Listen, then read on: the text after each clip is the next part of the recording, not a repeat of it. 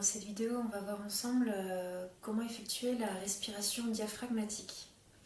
Donc, c'est quelque chose dont je parle beaucoup aux femmes autour de moi et en fait c'est une respiration clé.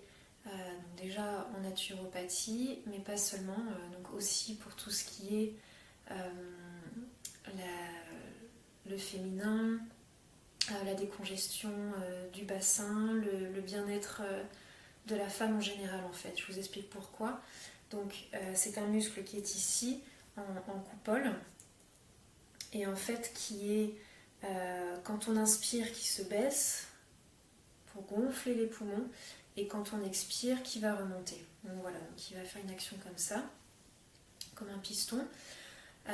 Et c'est un muscle en fait qui est déjà très important en termes de superficie et qui est très sensible au stress, c'est-à-dire qu'il va facilement se spasmer, se contracter et rester limite en contracture permanente sous l'effet du stress.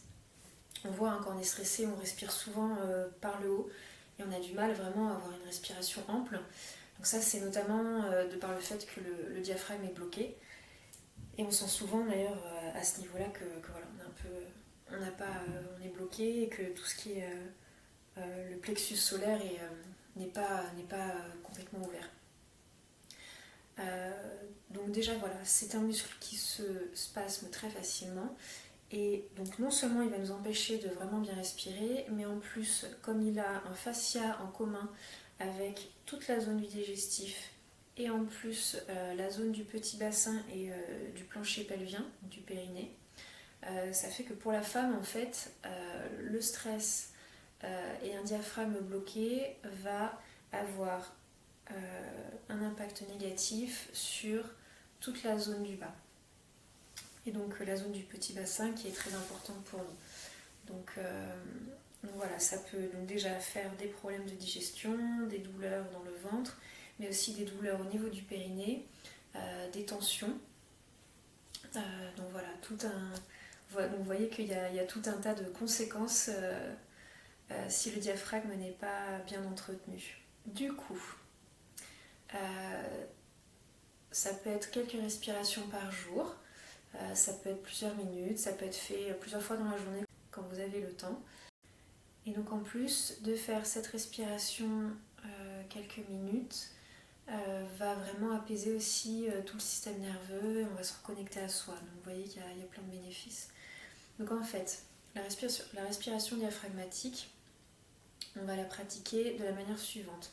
On va, en inspirant, essayer vraiment de gonfler ses côtes comme si c'était un parapluie, d'ouvrir comme ça, sur les côtés. Donc vraiment mettre l'intention au milieu. Et ensuite, à l'expiration, on va resserrer, donc inspire, on gonfle, expiration, on resserre les côtes au maximum, en rentrant le ventre au maximum, en mettant vraiment le nombril plaqué contre la colonne et en remontant le plancher pelvien vers le haut comme si on voulait arrêter de faire pipi. Donc on ferme les côtes, on serre le ventre et on remonte le périnée vers le haut. Et donc voilà, on va le faire quelques fois ensemble. J'aime bien mettre les mains sur les côtes, comme ça permet de bien sentir. Après on peut s'en passer, mais au début c'est pas mal pour prendre l'habitude. Et si au début vous voyez que vous n'arrivez pas à ouvrir vraiment les côtes, c'est normal. Ça va éduquer au fur et à mesure, à force de le faire, les muscles intercostaux et au bout d'un moment ça va vraiment arriver à avoir plus d'amplitude. Donc on inspire et après on expire par la bouche.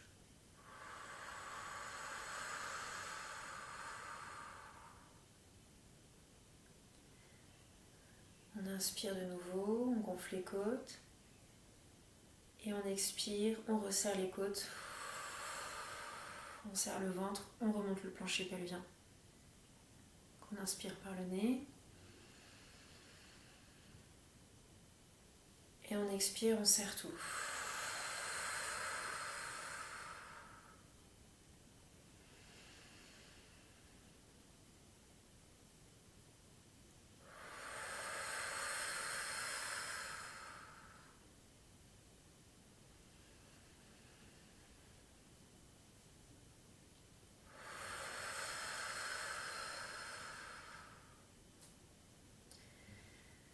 Vous essayez au fur et à mesure de faire des inspires et des expires de plus en plus longues, de plus en plus profondes.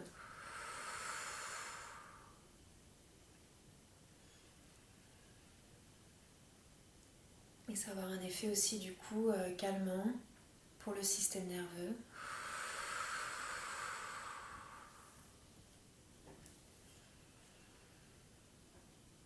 Donc c'est une bonne façon aussi de se déstresser à un moment donné dans la journée, de revenir à soi.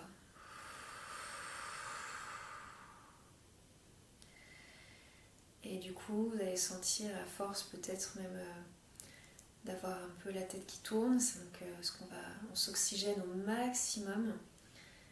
Donc ça c'est très positif, on va refaire tout bien circuler, débloquer, harmoniser le système nerveux et en même temps s'oxygéner.